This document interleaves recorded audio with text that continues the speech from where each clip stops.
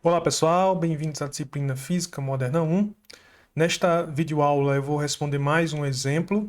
Dessa vez o exemplo está relacionado ao experimento de Michelson-Morley. Então vamos a ele. O exemplo diz o seguinte: um avião voando na direção do vento, contra o vento e com o vento na transversal, mostra o princípio principal do experimento de Michelson-Morley.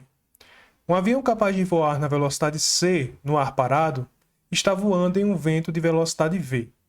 Suponha que o avião voe a favor do vento por uma distância L e então retorne, contra o vento, ao seu ponto de partida. Letra A. Encontre o tempo necessário para fazer a viagem de ida e volta e compare-o com o tempo para fazer a viagem de ida e volta com o vento na transversal. Antes de calcular esses tempos, esboce as duas situações. Letra B. Calcule a diferença de tempo para as duas viagens, se L é igual a 100 milhas e C é igual a 500 milhas por hora e V é 100 milhas por hora. Então vamos lá, primeiro eu vou esboçar cada viagem separadamente. Na verdade eu vou esboçar a primeira situação, resolver a primeira situação, depois eu esboço a segunda situação e resolvo a segunda situação, ok?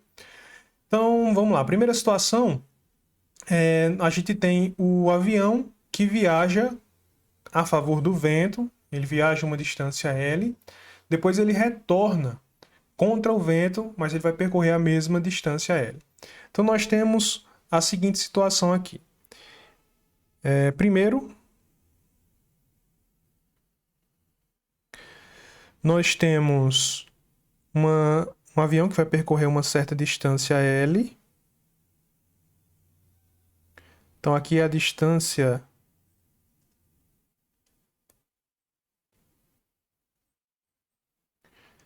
L, que é percorrida por esse avião.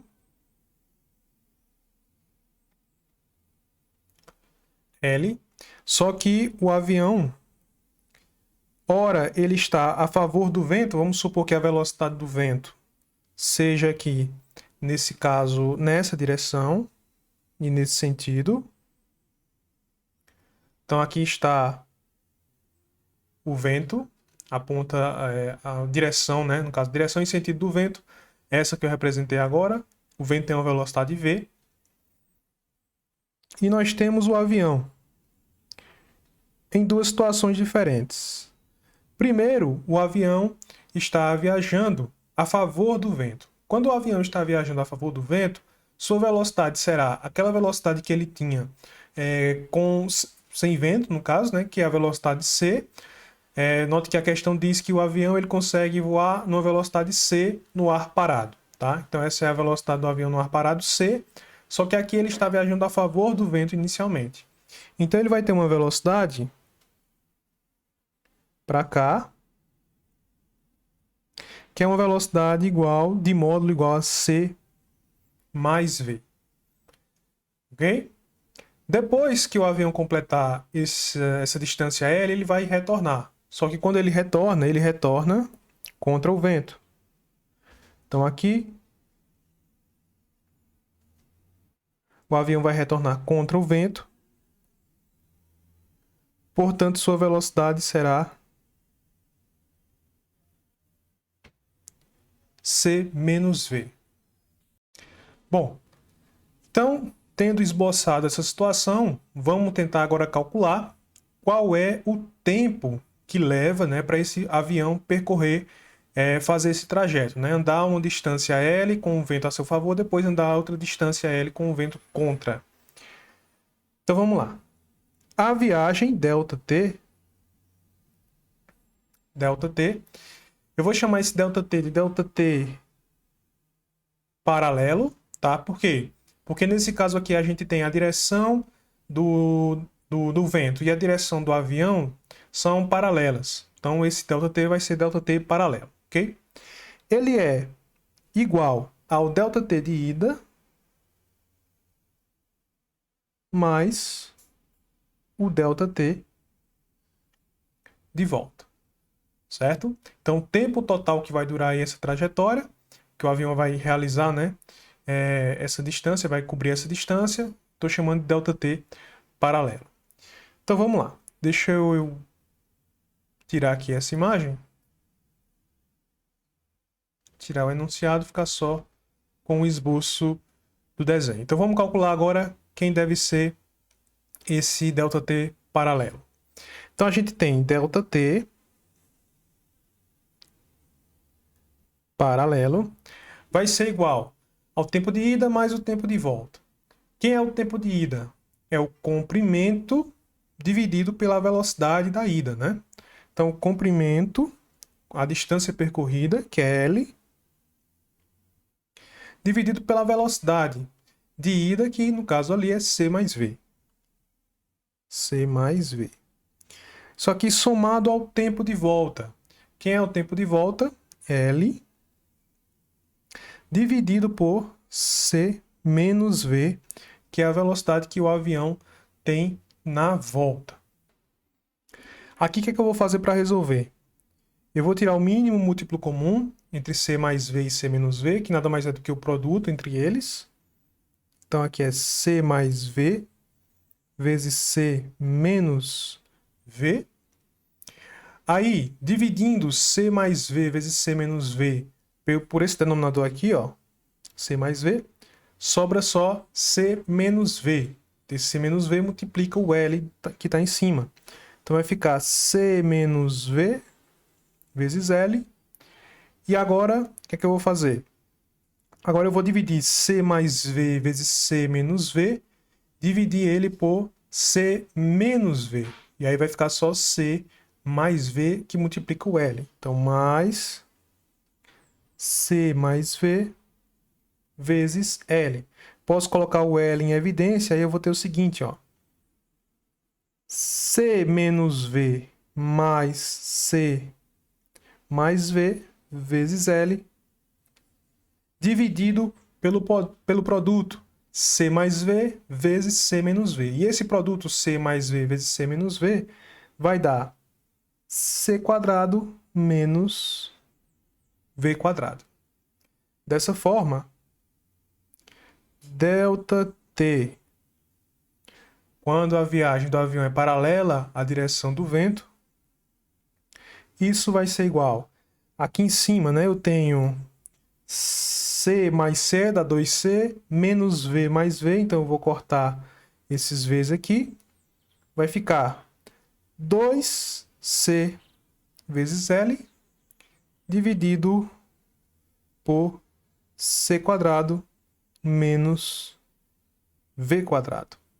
Eu posso colocar ainda o C quadrado em evidência aqui embaixo e escrever isso assim, 2C vezes L dividido, coloquei o C quadrado aqui para fora do parêntese, então vai ficar 1 menos V quadrado sobre C quadrado. Note aqui, né, que se eu multiplicar esse C quadrado pelo que está dentro do parêntese, eu obtenho isso aqui novamente, ó, C quadrado menos V quadrado. Por que eu fiz isso? Para poder eliminar aquele C ali de cima, para poder simplificar. Então, daqui eu obtenho que ΔT, quando a viagem do avião é paralela, isso aqui vai ser paralela à direção do vento, né? Isso aqui vai ser igual a esse C quadrado, aqui elimina com esse C, vai ficar 2 vezes L dividido por C vezes 1 menos V quadrado sobre C quadrado, tá? Então aqui nós temos o tempo, o intervalo de tempo da viagem quando o avião viaja paralelo à direção do vento. Agora vamos à segunda situação, que é quando o avião faz uma viagem com o vento, faz essa viagem, né, com o vento na transversal. E agora nessa nova situação, né, com o vento na transversal, para que o avião consiga fazer esse movimento na horizontal, ele precisa ter uma componente também que seja paralela à direção do vento. E no caso, para que ele tenha essa componente, né, o piloto tem que inclinar um pouco o avião, como a gente está vendo aqui. Então, aqui nessa primeira imagem aqui de cima, para ele conseguir fazer sua trajetória, o avião, o piloto do avião, no caso, né, tem que fazer com que o bico do avião esteja um pouquinho inclinado na direção contra o vento, para que ele consiga seguir em linha reta. O mesmo vale para essa segunda situação aqui do avião retornando, né? O bico tem que continuar inclinado para baixo. Bom, e qual vai ser então essa velocidade resultante na horizontal? Vamos tentar representar essa velocidade resultante na horizontal. Nós temos essa velocidade c,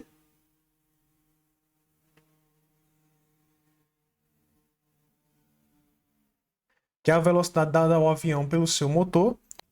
Nós temos a velocidade do vento, que é essa velocidade aqui, v.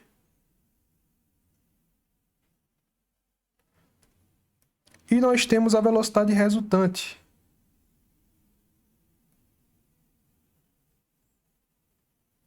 que é essa velocidade que eu vou chamar de u.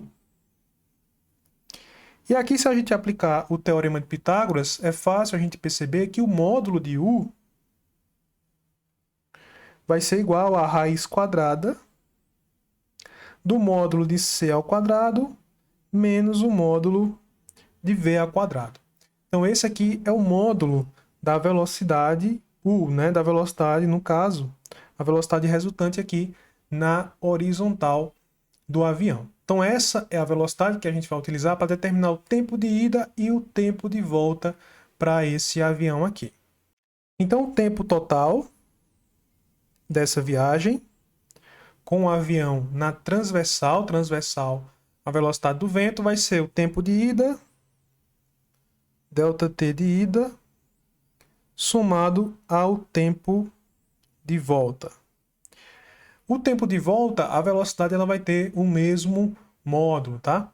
Então, basta você fazer aqui uma análise vetorial, você vai ver que o resultado também será esse aqui para o tempo de volta. Claro, vai mudar apenas o sentido, mas em módulo, que é o que importa para a gente calcular o tempo, o módulo será o mesmo. Por isso, o tempo de ida vai ser a distância percorrida na horizontal, L, dividido pela velocidade na horizontal, que a gente calculou que foi raiz de c quadrado menos v quadrado.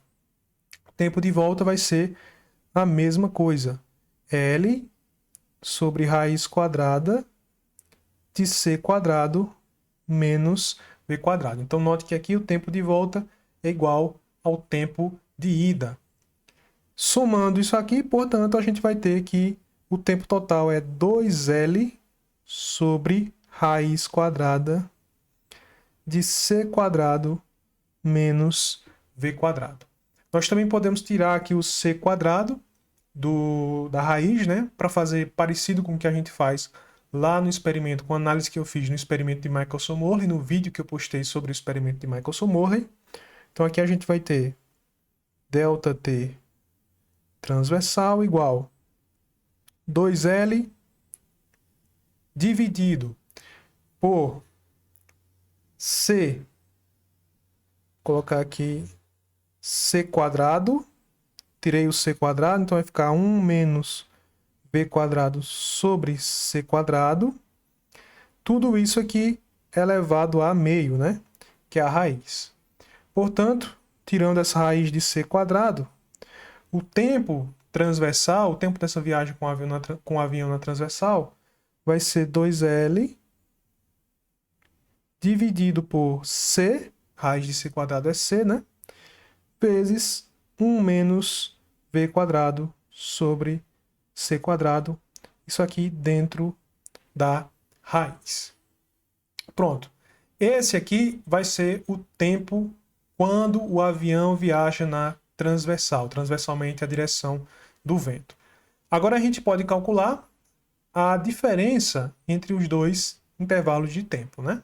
Qual vai ser essa diferença? Essa diferença que eu vou chamar só de ΔT,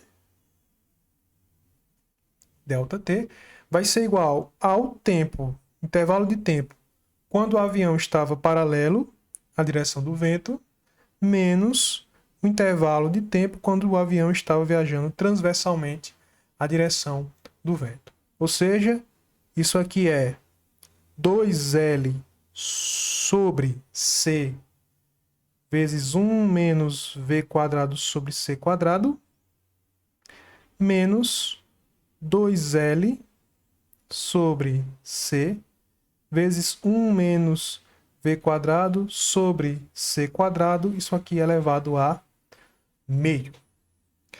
Portanto, colocando aqui os termos que a gente tem em comum em evidência, que é o 2L sobre c, isso vai nos dar que o intervalo de tempo, ΔT, vai ser igual a 2L sobre c, que multiplica 1 menos v quadrado sobre c quadrado, isso aqui é elevado a menos 1, né? Porque note que esse 1 menos c quadrado, aliás, esse 1 menos v quadrado sobre c quadrado está aqui no denominador, então para colocar ele no numerador eu tenho que mudar o expoente para mudar o sinal do expoente, né? Vai ficar menos 1. Fazendo a mesma coisa com o outro lado, a gente tem 1 menos v quadrado sobre c quadrado elevado a menos meio. Diferentemente do que acontecia lá no experimento de Michelson-Morley, que a gente podia utilizar aqui uma aproximação, né? Qual é a aproximação que a gente utilizava? 1 mais x elevado a n poderia ser escrito como sendo aproximadamente 1 mais n vezes x, isso aqui caso x fosse muito menor que 1. Porém, com os dados que essa questão aqui nos deu, se você calcular v dividido por c quadrado, lembrando que a questão nos diz, deixa eu mostrar aqui, ó.